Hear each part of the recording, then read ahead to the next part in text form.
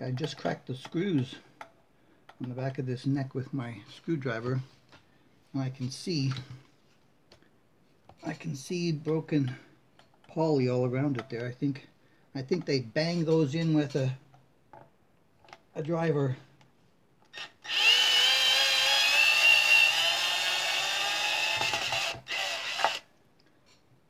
And yes, the body is not drilled out to the proper width of hole.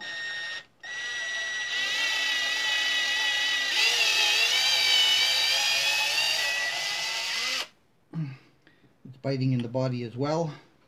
That might be part of the neck problem.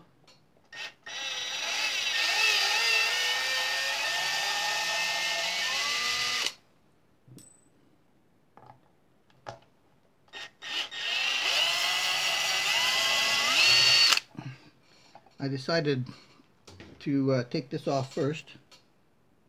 Ooh. Yeah, they left some sawdust there.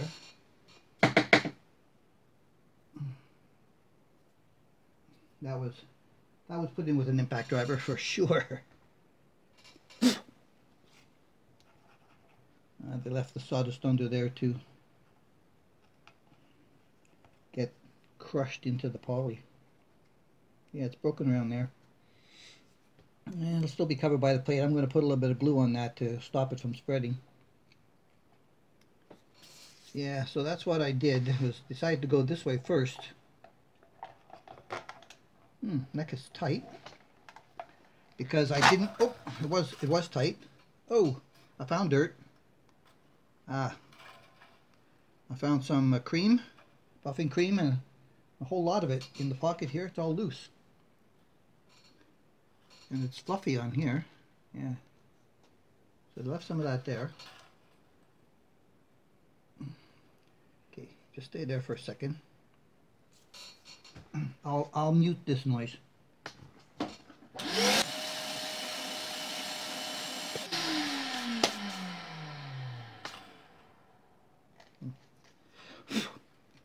Still some. Oop, no, that way. Persistent. Yeah, okay. Okay, the neck pocket. The neck pocket right here along the edge has a buildup of poly, which is higher than the back end, and I've had to sand this flat on another guitar. Oh, and there's some rough pips here too. Now you'd think that would, you know, try to help the guitar, but no, it hurts the guitar if it's higher in the front than in the back. That way the neck sits forward, but you want it to sit back just a tiny little bit. I think it was also touching that pick guard right there in the corner. And I didn't want to have to lower all of these screws just to test it now, and then have to raise them all again later when I'd have to put a shim in the neck. So I thought, let's go for the shim right away. I don't know if the this has a standard screw in.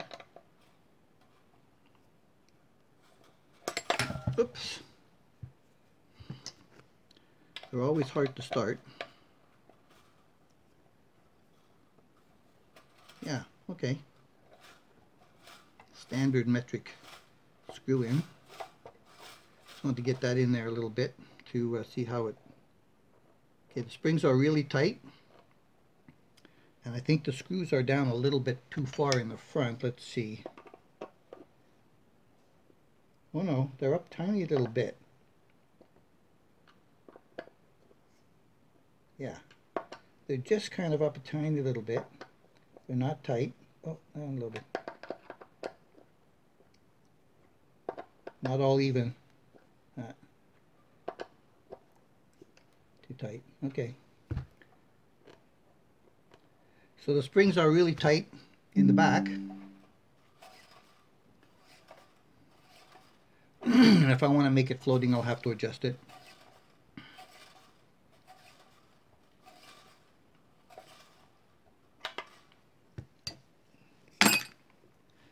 Okay. So the screw holes I'm going to fix at the same time while I'm here.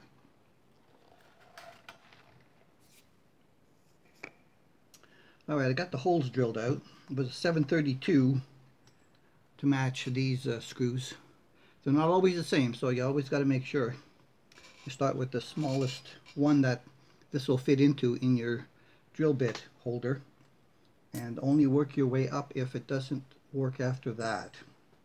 Okay, so I have retrieved my original square dowel tools that I made in 2015 when I made the Telecasters, and I'm gonna just see if I can flatten out the lip here. You hear how gritty that is?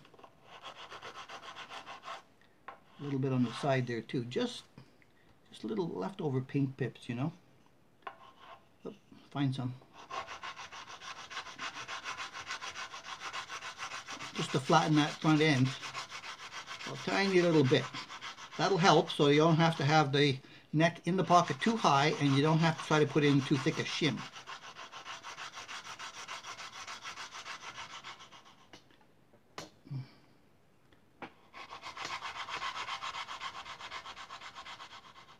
I've positioned my garbage can underneath here to catch some dust.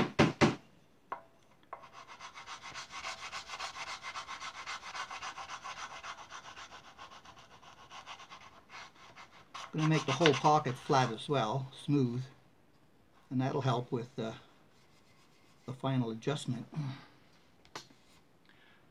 Let me see how that looks.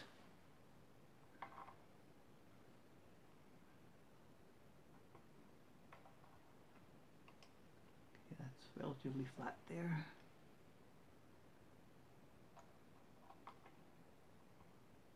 But there needs a little bit more. Alright.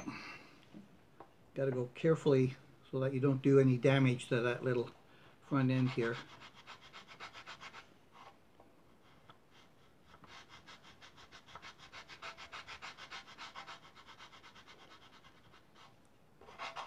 And yet the angle with this horn is not so good. Gotta be really careful.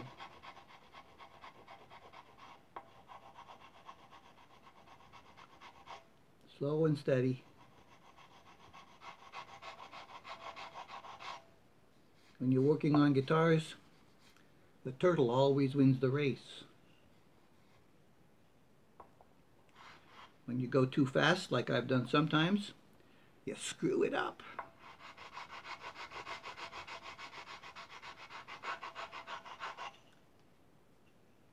Now this way, if it's easy to do, you just take off that top part so that when the neck fits back in there, be careful not to chip around here. Nice and easy, nice and slow. This is about a 2, I think this is a 180 on this one, just to get the rougher parts first.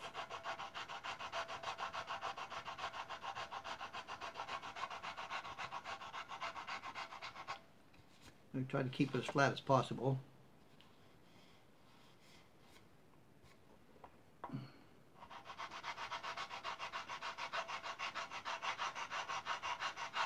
Still see a little bit of shiny there, which means it's not flattened out yet. Let me switch to the other one. This is like, I don't know, probably a 320. That might just do the rest of it. Yes, it's doing a good job.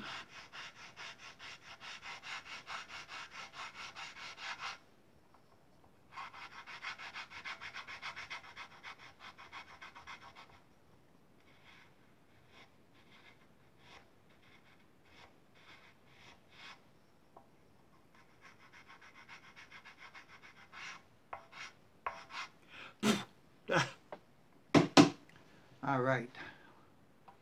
How does it look? Well, that's a lot better.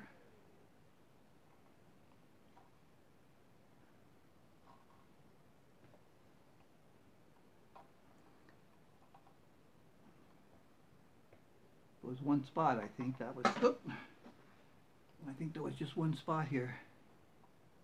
I saw a little bit more light under. Yeah, more towards that corner. That's pretty good. That's pretty good. Maybe there's a little lump there. Where are you? There you are.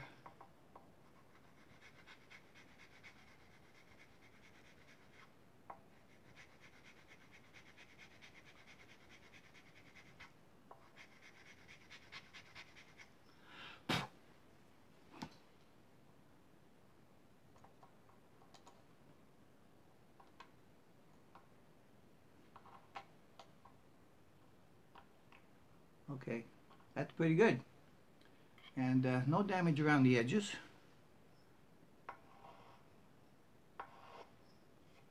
going to smooth that off. Tiny little bit.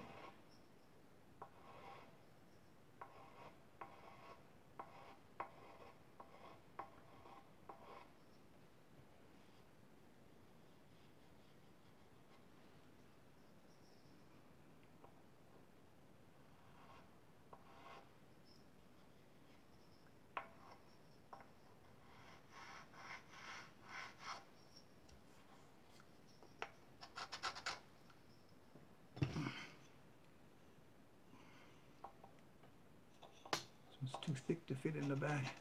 There is some rough stuff back there. The routing is not that great,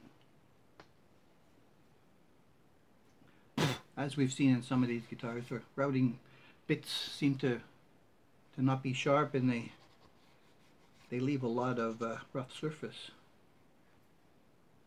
Okay, that's about the best I'm going to get for now. Got stuff all over me. I'm gonna have to do a little bit of trial and terror sanding dust with the neck here to see if this is okay the way it is, or am I actually gonna have to put a shim in it. Stand by. I've decided I'm going to err on the side of a shim. And we're just going to round these edges, make it fit better in the back corner. And I'll have to come just in front of those holes. So that's a 0.27 millimeter. We're hoping that will look better.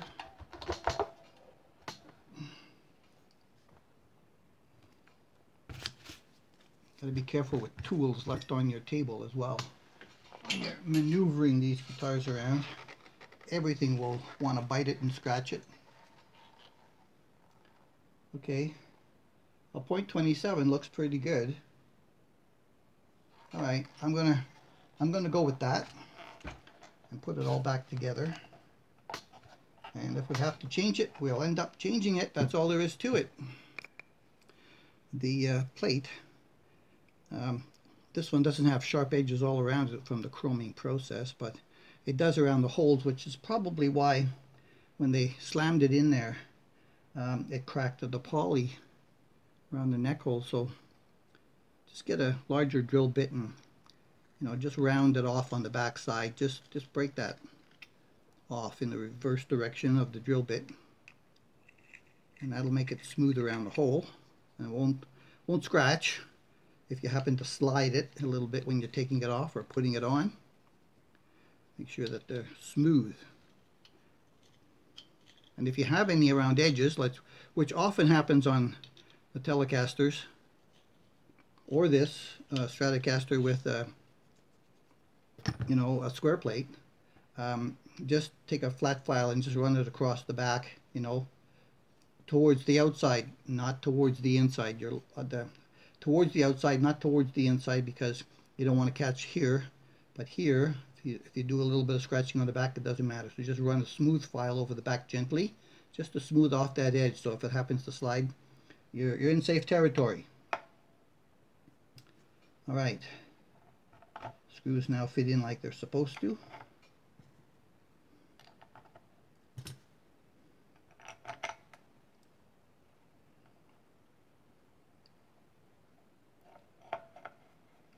starting.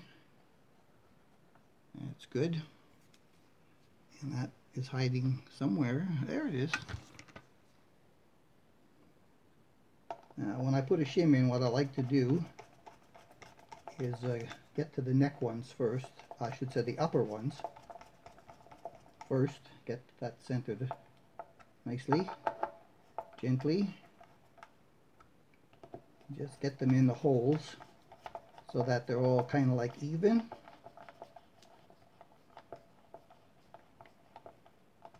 But not tight. I want it to be able to float if it has to. This hole looks like it's off center a little bit. That could have caused some of that breaking as well. Yeah, it's a little bit off center, that hole.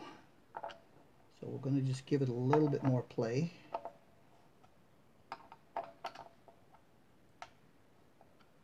Alright, that's going to be enough. So now, I like to tighten the upper ones first, so that gets a good squeeze around the outer side of the body up here against the neck. So it doesn't tend to show any gap from a shim, especially if the shim is small enough back here that it only just goes to the holes or just in front of these holes. Because you want it to can't. So alright, now let me do this one first. Alright, it's almost masked. And then tighten this one down to the shim, this end. Make sure she's snug. Nice tight bond. And then you check and see all the way around, and yeah, it doesn't look like there's a problem. There is a tiny little gap. There is a tiny little gap on that side of the neck. Right in here. There's a tiny little gap there where the neck sits in. I wonder, let me see. I wonder, yeah, okay, I'm gonna do this again. I'm carefully going to loosen the back plate so you can see something, just a tad. I'm going to see if, yeah, I felt that come loose. See if I can push that over tight against there. I can, okay. Now I wonder if when I screw that in, will it actually stay in that position, or will the screws pull it over? Because that would affect the alignment of the strings over the frets if you leave that gap there.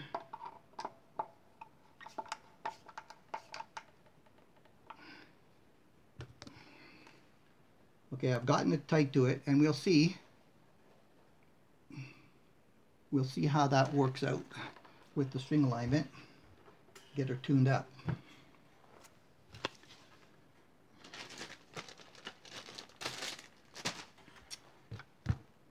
And we need the plug end, and I'll be right back. Strings are binding under the butterfly post up here. I can hear it ticking. So I raised these just a little bit instead of putting them down now that it's back. There is buzzing on the center string here.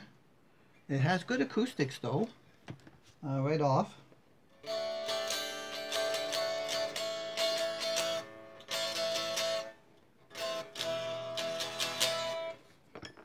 So some good acoustics.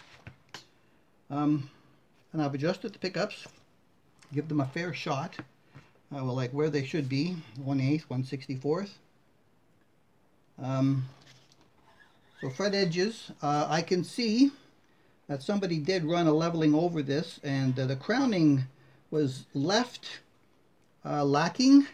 especially up here. So I'm feeling that the top end frets here, they're probably a little bit overly high because there's still some flat tops on them, more so than there is down here, where it's better or none. But from there up, 11 to whatever the end of this is, 21 or 22 on this thing, there definitely is flat tops on it. So a nice fret job is in the future. So let's see now what kind of noise it can make with the amp. I've got the truss rod straightened up. Everything's adjusted. The action is adjusted. It's looking like it's ready for a first test.